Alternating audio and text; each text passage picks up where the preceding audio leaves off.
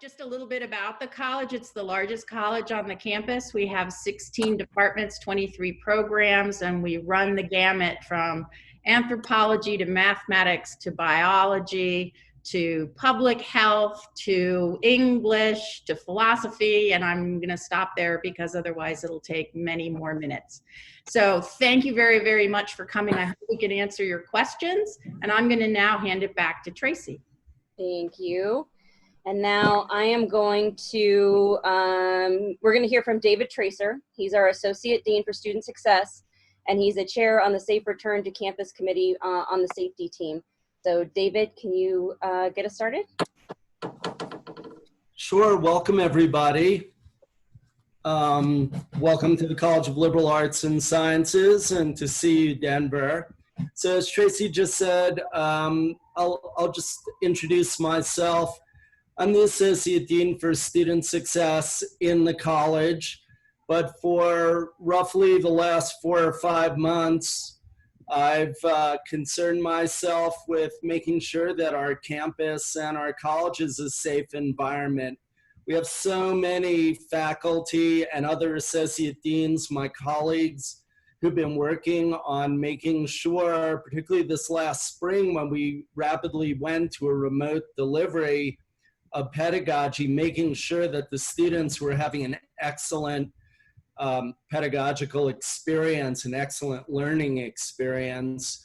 But it was my job to kind of make sure, and I would argue that a safe environment really is a prerequisite to any excellent learning environment. And so it's been my job, starting, as I said, 4 or 5 months ago, to prepare the campus for a gradual and safe return in the fall. So that's really been my life over the past several months. I started out on the CU Denver Planning Committee for Safe Return. As well, you may know that we share a campus with a couple of other higher education institutions. So I've been on a team that also involved people from those institutions to plan for the safe return. And that endeavor of planning for the safe return ended a couple of months ago, and we've pivoted into implementation mode. So now I'm on a safe return team that is actually implementing what we planned, reaching a consensus with other constituents on our campus about what we need to make sure that we have a safe environment, which, as I said, really is a prerequisite to a positive and excellent learning experience for all of the students. It really would be impossible to go through all of our protocols here, but if you have questions about specific protocols that I don't cover, by all means, feel free to ask in the chat. What I will say is I'll go through just a few of the protocols that we've put into place for the fall. The first is actually a protocol that's relevant to students, faculty, and staff, and that is that everyone returning to campus, regardless of their role, will have to take an online training that schools us in safe practices and the new protocols for our campus. It's called COVID-19 Safe Return to CU Denver.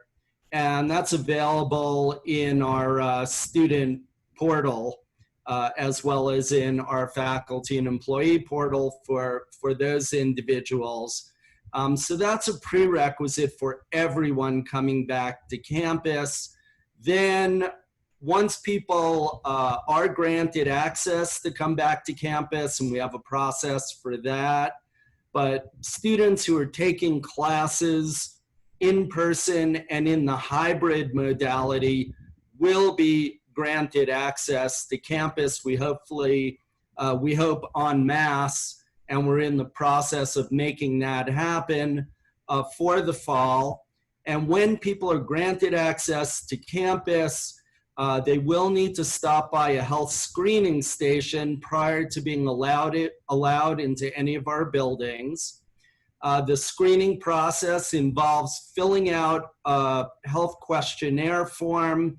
Our technical term for it is an attestation form, where you attest, you answer just a few questions, and you attest that you've not had symptoms of COVID, nor been in contact with a positive case in the recent past. You also agree to abide by campus protocols. Once you fill out the attestation form, you then go through a temperature check, and you're issued a daily wristband that's color-coded and indicates that you've completed the training, done the attestation, and had your temperature taken. With that wristband, you can actually enter our buildings on campus. We are going to have ambassadors, both in buildings as well as roaming on campus. Some of these are employees, some of them are students, and they will be available as information sources to inform students about our new protocols. They'll be checking for wristbands inside of our buildings. And they will also have one-time daily use masks that are available for people who don't have their own facial coverings. And that brings me to that next protocol, which is that we are requiring a face covering for everyone on campus, again, faculty, staff, and students. And that's both inside buildings and out. We now have a Colorado mandate that face coverings are required inside of buildings. That's true for businesses, and right now businesses can actually refuse service or refuse entry to individuals who don't have a face covering. The campus is requiring face coverings both inside of our buildings and outdoors as well throughout the campus out of an abundance of caution and safety. We're also mandating social distancing, which as the CDC has recommended is a 6-foot distance between individuals at all times. And that brings me to our next, I guess our next safety feature that we've put into play, which is in the past, if we had a class with say 42 students in that class, they would be roomed in a room that held 42 or maybe 45 students. Well, now, in order to adhere to social distancing recommendations, if we have a class with an enrollment of 42 students, it's going to be put in a room that holds over 100 individuals. And we've had a team go through all of our classrooms and measure those classrooms, put schematics of the classrooms into a computer-aided design program, and actually compute with distance requirements what our actual new capacities are for those classrooms to allow for adequate social distancing. And our occupancies are much below what they always were, but they need to be that way in order to ensure a safe classroom environment for our students. We've done that in labs as well. The occupancies are even lower in the labs because students will be moving around somewhat, not just sitting in a fixed space. So we've taken all of really the state of the science recommendations and implemented those in our labs and our classrooms. We have a wide range of other protocols that we're putting into place. We have a safe return website that we're going to be pointing our students to familiarize them with this wide range of protocols. And I think I'll stop there, but just say that if you have any other safety questions, ensuring a safe environment's been my life in the recent past. I've been eating and sleeping this stuff. And so please, by all means, feel free to follow up with questions. Thank you, David. You're welcome. I'm going to introduce the rest of our panel for today. We have a couple other associate deans here with us. We have Richard Allen, who's our CLAS Associate Dean for Course and Curriculum Development. And Laura Argus is our Associate Dean for Research and Creative Activities. Both of them have been serving on safety committees as well. Julie Thompson is the Communications and Business Coordinator for our Financial Aid Office.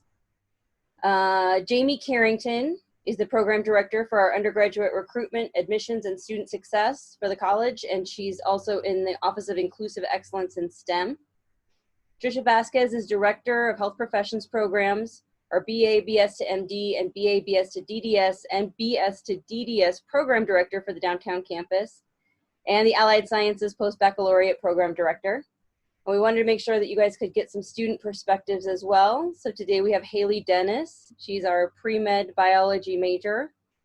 Michael Kaminer is a geography major with an emphasis on urban planning, and he's also getting a GIS certificate and a Spanish minor.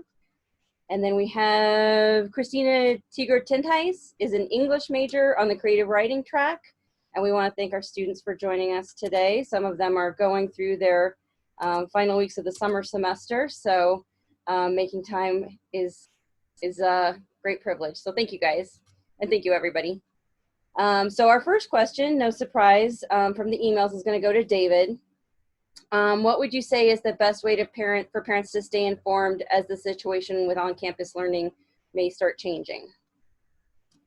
Yeah, so I mentioned just a moment ago that we have a Safe Return website, and that is by far the best way to stay on top of campus developments related to Safe Return. As you know, in the spring, we had to flip a switch very rapidly from being on campus to being off campus. We didn't close campus per se. All of our activities continued, but in remote form. What we're hoping is that if COVID ticks up or ticks down, we might be able to actually make use of more of our on-campus resources, or we might have to pull back somewhat. But we're hoping that we can ratchet up or down rather than simply having to flip the on-off switch as we did in spring. So we're making plans for that. And the best way to be informed about the increase in events being held on campus, or some of the classes that are currently on campus going to a more remote format, is to access the Safe Return website. And I imagine that the college, as it already has, will keep sending out information about developments in the college.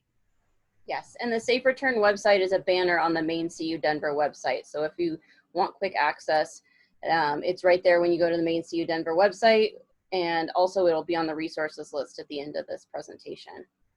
So Jamie, we had a question about how parents can schedule a one-on-one call or a Zoom meeting with their child's academic advisor, and what should parents expect at that meeting? So parents can schedule a meeting with their student's advisor. There are a few caveats to that. So the big one is unless your student is present in the meeting and gives permission, obviously, for someone else to be included in that meeting, then all of the information will be general. So it will say nothing specific about your student, but we still would be happy to meet with anyone who wanted to meet with an advisor. And if the student were to be present, then we could discuss specifics if the student allows us to do so. Due to some federal law, the FERPA law, which you may or may not hear pretty consistently over the next couple of years, we do have to get the student's permission in order to share a lot of their academic information. Very good. And this one may be for Jamie or it may be for David, I'm not sure. Is there a virtual tour of campus available, and do we know if they're going to start offering in-person tours again soon? So yes, there is a virtual tour available. If you go to the main CU Denver website at cudenver.edu, or sorry, ucdenver.edu, and at the very top, it says visit the campus. If you click on that link at the very, very top in the right-hand corner, I believe, you'll be able to take the virtual tour. I haven't gotten confirmation as to whether or not they're going to start or when they're going to start offering on-campus tours again, but they do expect to do so within the next couple of months. And then this has been in a variety of ways asked. I think Jamie, you might be the best person to answer. Where do parents go? Jamie knows a lot of things. Where do parents go to pay their fees and tuition online? So under the student portal, once a student logs in, there are a few different links, but one of those links specifically is the student bill. So student, and it should say the words, pay your bill. Look for those exact words, and that's where a student can log in and actually see what fees may be owed and how to take care of them. Great. And I think this one is for Julie. Julie, we have a parent whose student is transferring from within the CU system from another institution within CU. Do they need to do something different for their FAFSA, and will they need to access a different system to pay bills? That's a great question. So first and foremost, the first process for any student transferring from an institution associated with CU Denver or not as a CU system school or externally is that they want to send the University of Colorado Denver their FAFSA results. If they're starting this fall 2020 term, then it will be the 2020-2021 FAFSA. And the way that you send a school your FAFSA results are to add the school to your application for financial aid. So you can add up to 10 schools on a FAFSA application. You can search by name. A lot of schools in Colorado have similar names. So I like to use our school code. And that is 004508, again 004508. That is under our webpage, ucdenver.edu/FASO, is in Financial Aid and Scholarships Office, under the How to Apply for Aid web pages. For how to pay the bill, the billing will be through UCD Access. Just to kind of piggyback on what Jamie was mentioning, for how to pay your bill. It will be different. The portals are different for students. Your ID number will carry over, but you will have different portal access, whether you're attending UCCS, Boulder, or Denver. And we actually had somebody asking about timing, about when bills will hit and how long they'll have to pay them. Do you know that by any chance? So I was just actually going to include a link for how-to guides that the bursar's office has in the chat feature. And then if there's any follow-up, I'll let anyone here send them if needed to students. Let me look here. Let's see here. The fall tuition and fee due date is September 4th. Great. The last day to change your schedule is September 2nd, but tuition is due by September 4th. Okay, great. If you're going to sign up for a payment plan, there are some deadlines before that. I'll include a couple links down here just to make sure you know when to sign up for payment plans, when you know billings are due, and then some screenshot guides of how to set up payments and how to make them. Thank you. Perfect. Thank you, Julie. We have a question I think might be best for our Dean, Pam Jansma. Can you talk about the efforts in place to make sure that students learning remotely won't be falling through the cracks? Yeah, I mean, I can address that, but I also think that that's probably in Rich's bailiwick, because Rich has been working on the teaching and learning safe return. And so I'm going to hand it over to Rich, because he has many more of the specifics and has been working very hard on this. Yeah, thank you. I'm happy to talk about that. So as Dean Jansma said, we've been working very hard to make sure that we have a good mix of courses out there for our students that are in modes that sort of fit their preferences. And one of those modes is remote. So what we're finding is faculty really like that remote mode because it gives them that FaceTime with students through a platform like Zoom or something like that. So there is an opportunity for that direct contact with our faculty. But one of the things that we've been sharing and talking about on campus are just, and we've done this is part of our history, are elements of good course design. And those include things like good course structure, good communication, and flexibility. And those have become really important at this time right now.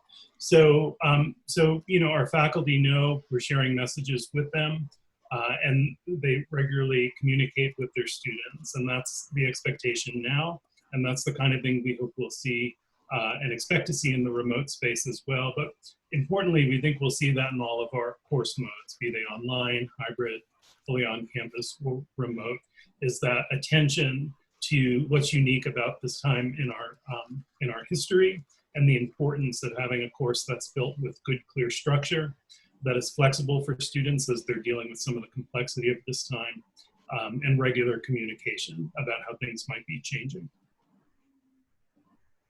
Great, and I'll add that we're putting in place additional student teaching assistants to help, particularly in the remote classes, to keep students engaged, encourage discussions, and to help with the technology. Some of our faculty are better at technology than others. That probably comes as no surprise. So we are putting in some extra support there. In terms of students who do not have access to a computer at home, we do have a lending program for students. If they need to find a laptop, we can work on that for them. And then also, we were going to have labs, computer labs open on campus to which students will have access.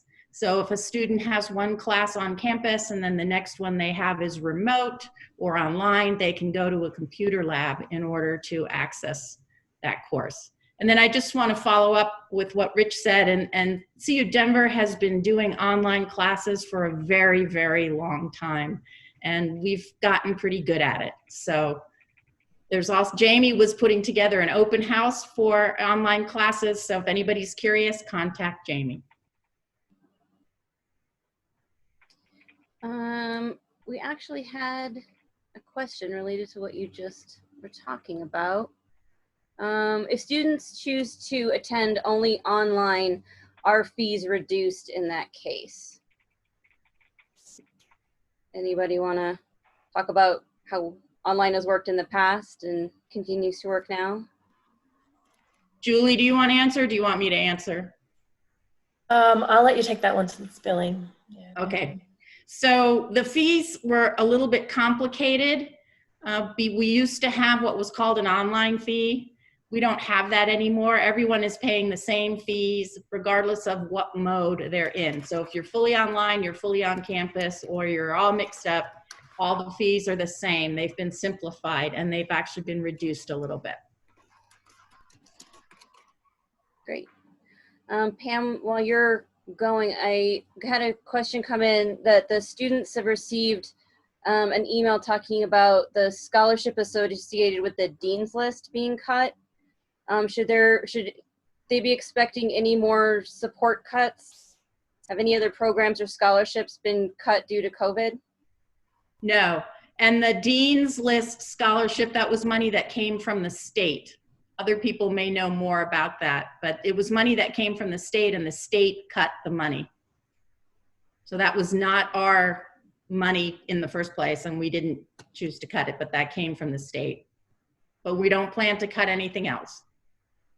And in fact, are looking for more.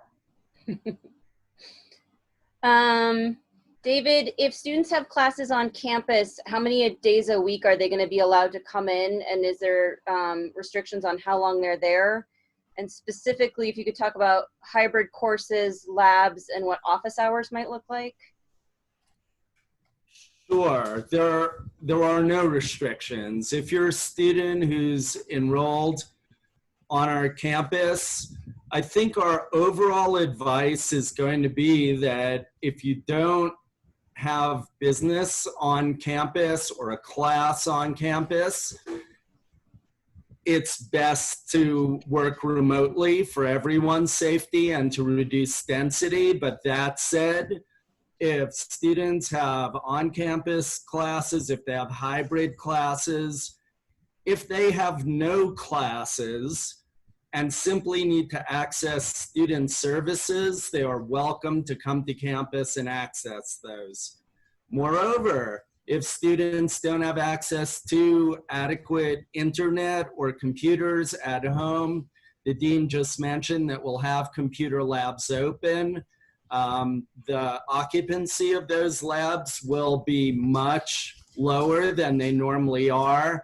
And we will likely have a program in place where people will have to make a reservation for using those computers in 2-hour blocks. But we welcome students to come, make those reservations, use those computers if they don't have adequate computing at home and also are not able to engage in our lending program. So the answer to the question is, if a student wants to come to campus 5 days a week or needs to come to campus 5 days a week, we welcome our students on our campus, just as we always have. We have our protocols in place, and if everyone adheres to those protocols, we've instituted those so people can come to campus and be safe. Along those lines, do you know how students are getting student IDs, and will they be required to have an ID in order to attend classes in person?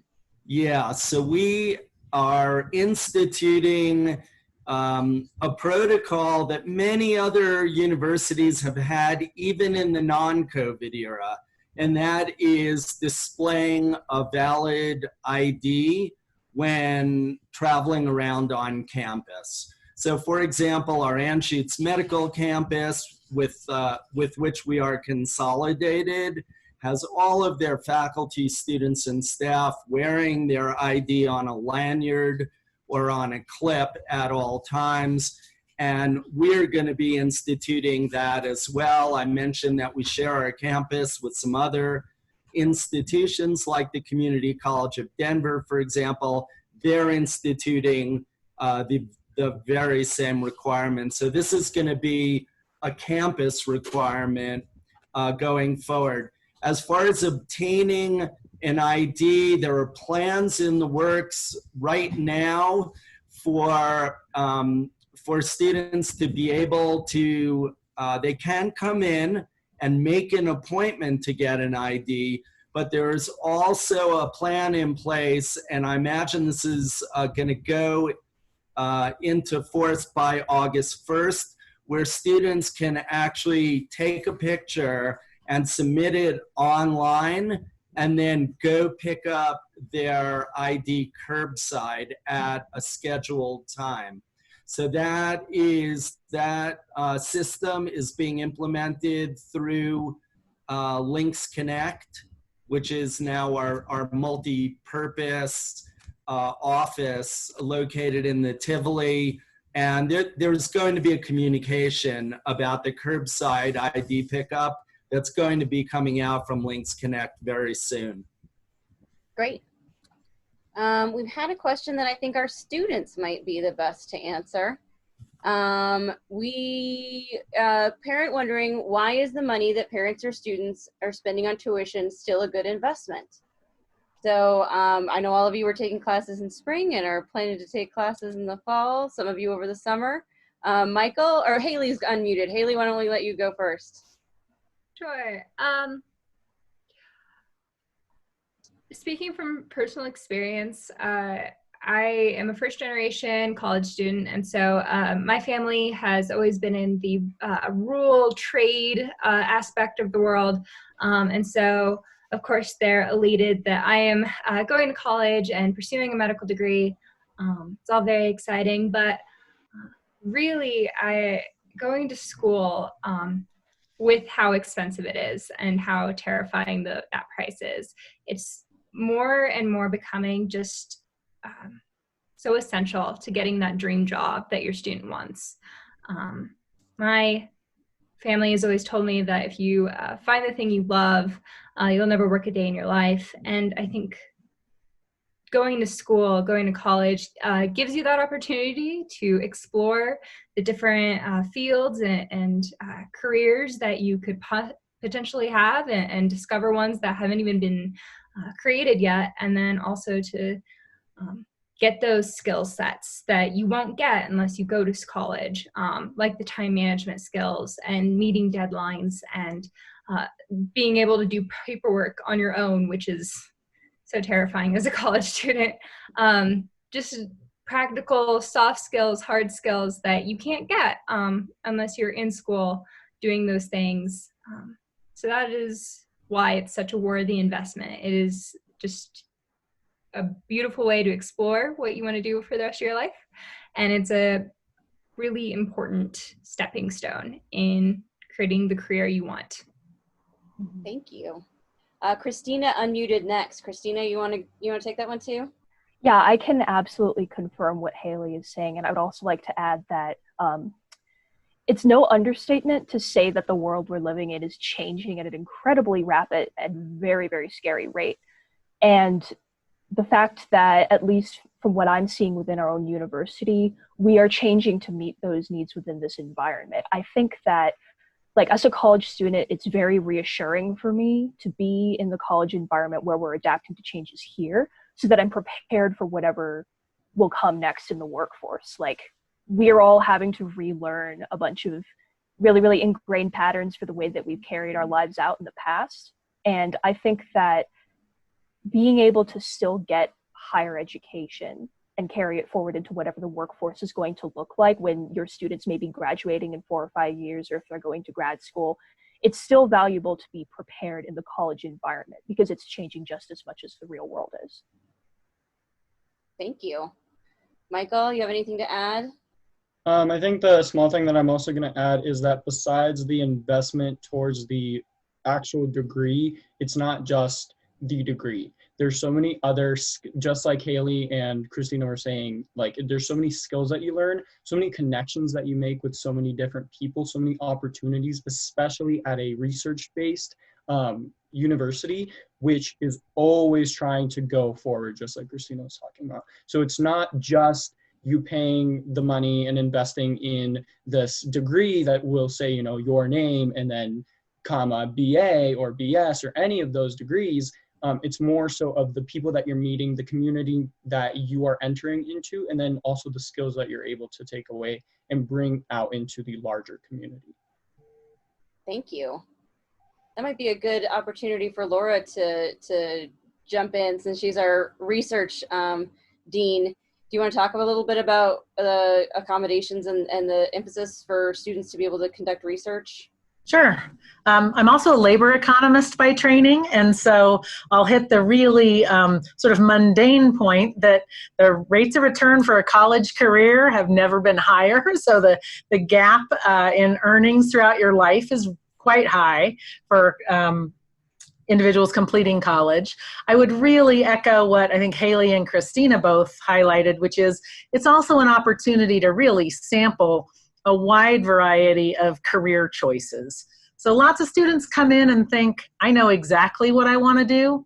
I did not think I was going to be an economist. I sometimes call myself an accidental economist, but I found something that I really love. I study social policy, and it's really been terrific.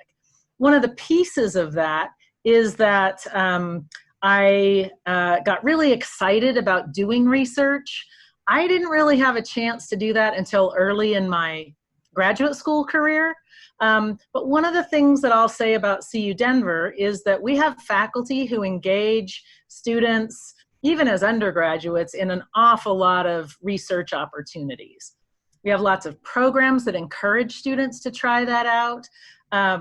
It's been slightly more challenging this last semester, but we had a lot of faculty who worked with their students, even doing remote training where they showed them lab techniques over video access, where they'd already collected data and they worked together on their research projects and writing papers.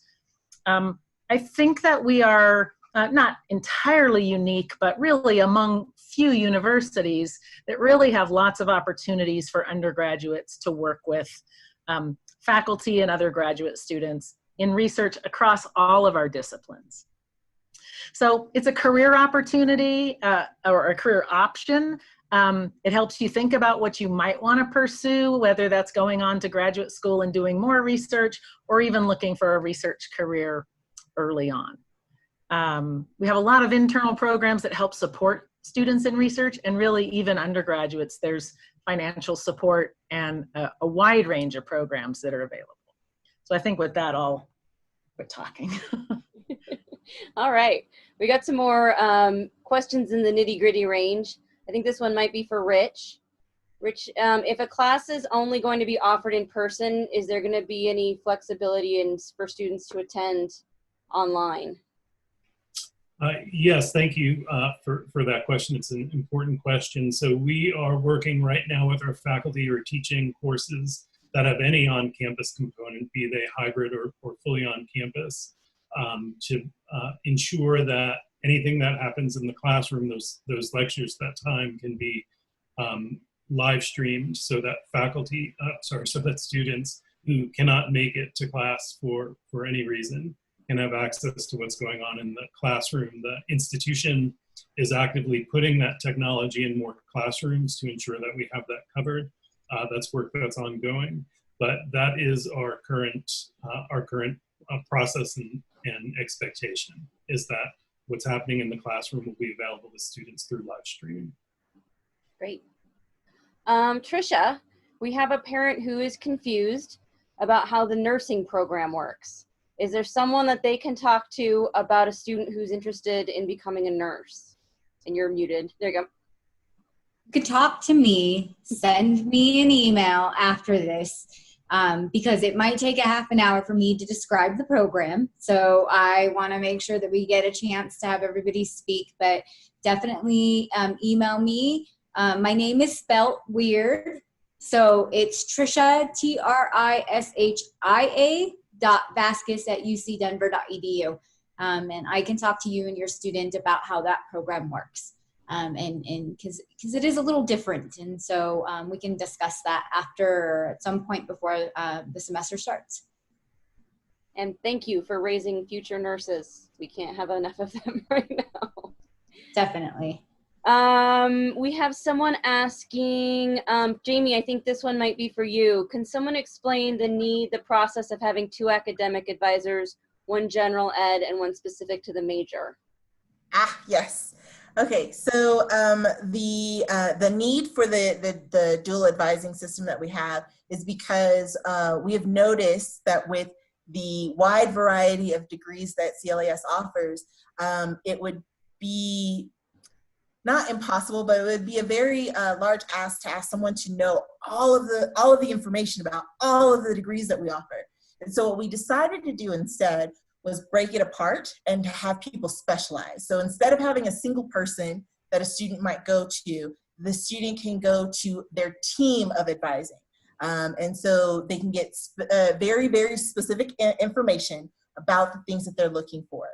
So you have your general ed advisor, and that is probably the person that you'll go to for most things. Almost all of your questions can at least start there. And that's the person who shows up on the student's profile as well. And usually when someone is referring a student to their advisor, that's who they're referring them to.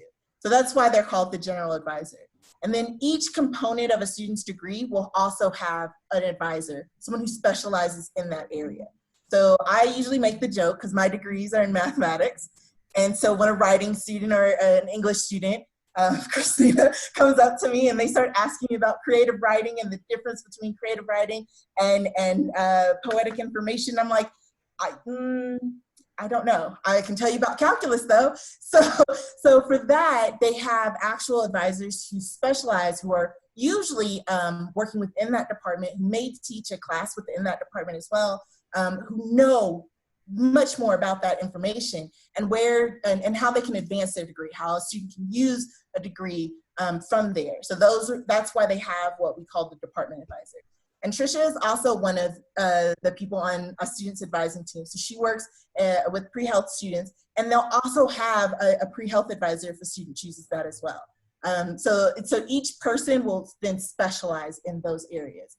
So while I can know information about what it might take to apply to, let's say, a nursing program, Trisha actually goes to some of those programs, goes to some of those schools. They stay in contact with her.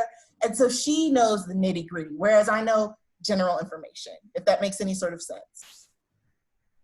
And if I could just jump in for 1 second, because I'm not just the safety guy, but I'm Associate Dean for Student Success, and I deal a lot with our advisors and with our dual advising system.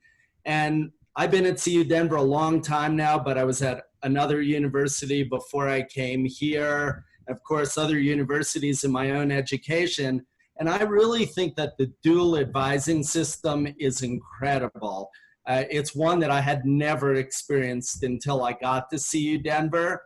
And Laura had talked about the incredible range of research and hands-on experiences that our undergraduates are availed to at CU Denver. And part of that is a product of having this dual advising system. If we only had our professional advisors, it'd be very difficult for them to be able to channel our students into research opportunities in their fields that they've chosen or fields that they'd like to explore. But by virtue of having this dual system, we've got experts that can tell our students what they need to get through our general curriculum. And then we have our faculty experts who can channel our students into hands-on research opportunities, and also talk to them about what their career opportunities are and exactly what they need to do to excel in those careers. So it's a really unique system, and I think it's a really interesting and productive system. Great, thank you. Julie, we have another question that I think is going to be for you. Who do students need to reach out to if they're interested in starting looking for scholarships? Oh, you're muted. Thank you. Great question. So as far as the beginning process to search for scholarships, we've got our Scholar Links application that I would encourage students to look at for current opportunities. You're going to be, if you visit ucdenver.edu/scholarships, you can find direct links on how to apply for our scholarships that are specifically through CU Denver, and then scholarships that are through donors that are outside the university that we vetted, that we know are safe for you to apply for. The Scholar Links application for our scholarships through CU Denver will be relaunching October 1st. So you'll be looking at a number of opportunities that would be outside the university that we know are safe right now. To plan for the upcoming year, you absolutely can speak with one of our scholarship advisors as well. If you visit our homepage, we've got all of our contact information. We also have a link to our appointment scheduling system where you can meet with a scholarship counselor, maybe get some tips about that resume, how to fill a page with volunteer work, things like that if you don't have a lot of work experience yet. And again, ucdenver.edu/FASO. Great, thank you. Jamie, I think we may be headed back in your direction. Getting back to some nitty gritty, if students took college courses as part of their high school curriculum, can you talk about how they check on how they are going to apply as far as courses for electives or core, and how they meet with their advisor to go over that stuff? So that would actually be something that you'd want to schedule an appointment with your advisor to go through. We do have, again, some general information posted on the CLAS advising website, so you can do a quick spot check. But the best person to get that information from would be their CLAS advisor. And then that way they can find out exactly where it will apply in their degree, rather than just the course equivalent for it. Great. And additionally, can advisors help students make sure that their COF applications have been looked at?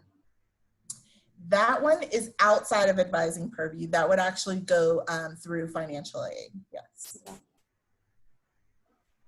So COF is not actually considered financial aid. It's a tuition stipend or a discount. So I can speak towards it, but if you have a question about COF, we want to talk to the bursar's office or the registrar. There's kind of two processes to apply for COF, so I'm going to speak towards both of them. If you are currently in high school, you want to actually go to the College Assist website and complete the application with College Assist, which is the organization that oversees COF, or College Opportunity Fund, which is a discount on tuition. Right now, as of this moment, or last I checked the website, it was around $94 as a discount for credit hour. The process, if you are continuing, is to, or you've already completed the application as a new student, is to visit your UCD Access portal and authorize COF to be applied to your account. You do that. It often is just a pop-up that comes up when you're registering for your classes. You can authorize it for a lifetime, or you can authorize it per semester. The registrar's office does have a deadline to authorize it, so I prefer to just have an auto-authorize and then go back and verify it was applied correctly, and that way I can't miss the deadline. It's just done for me.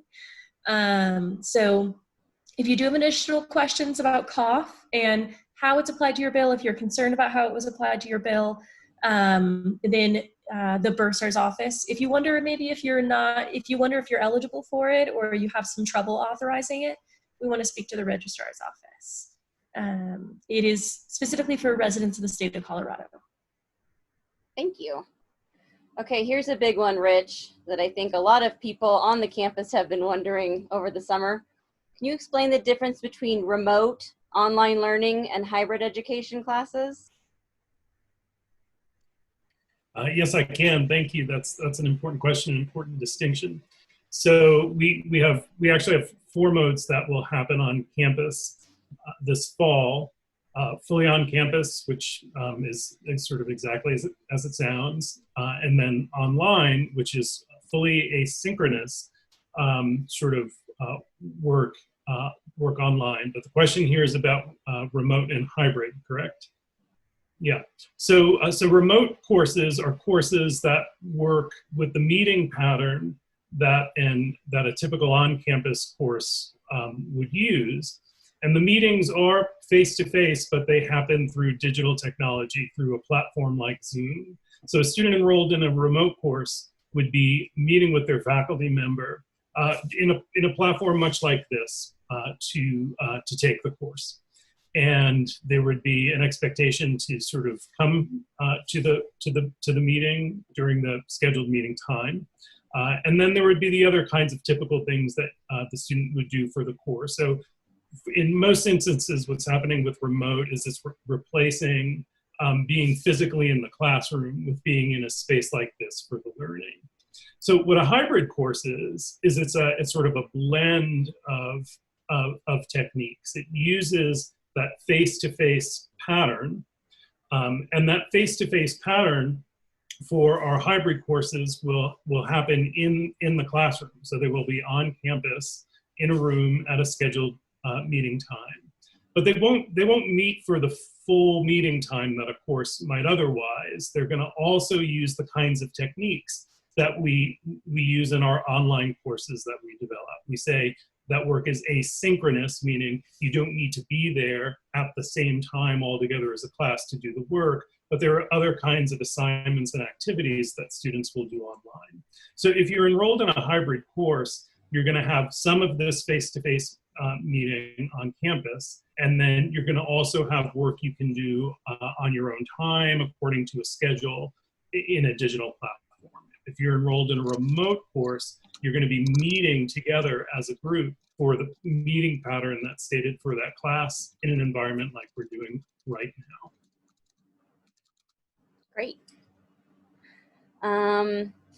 David, I'm thinking we're looking at you again here on this one.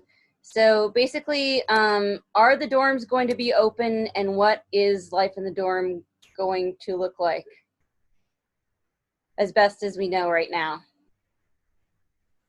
Yeah, I mean, this is all in the planning phases. The dorms are going to be open. My understanding, and I will be absolutely straightforward with you, that we have a separate committee that's been dealing with student dorms and our wellness center and things of that nature. But my understanding is that the dorms are going to be open. Rooms that would normally be shared are going to be single occupancy.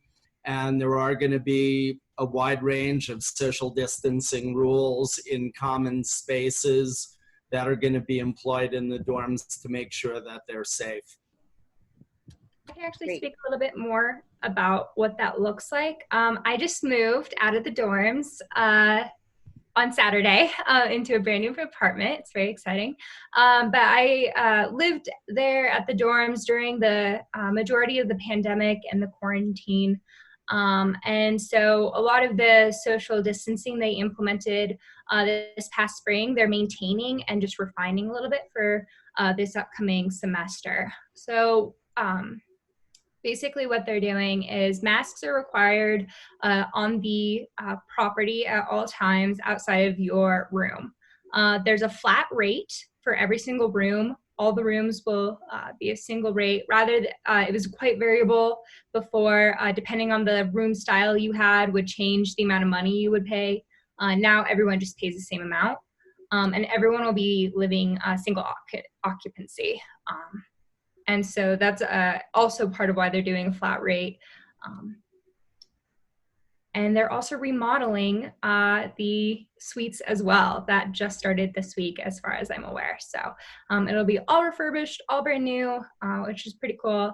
And they just have plexiglass installed at their front desk. So they're beginning to offer a lot of their amenities that they suspended during the pandemic again, now that they have some more social distancing in place for their staff and faculty.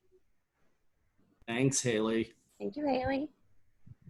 I have another pretty specific question. Jamie, this one might be yours too. Students who are nervous about getting textbooks, knowing that it's not a traditional going to the bookstore kind of semester, can you speak to Amazon specifically or other online resources for students who are looking to provide themselves with their supplies? Yes, so you can still order your textbooks online through our bookstore as well, or contacting them. So that is still going out there.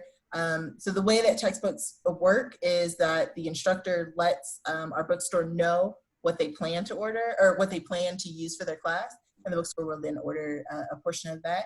If you do want to order through a third-party system like Amazon, you are more than welcome to do so. Basically, you just want to make sure that you get the correct edition, so that way when the instructor says turn to page 22, all the page 22s match up. An important thing to always be looking out for. I wanted to give, if anybody has final thoughts, our dean or anybody else, I wanted to make sure we have a minute to say that we're really looking forward to continuing to give great educational opportunities to our students this fall. And we're excited that they're going to be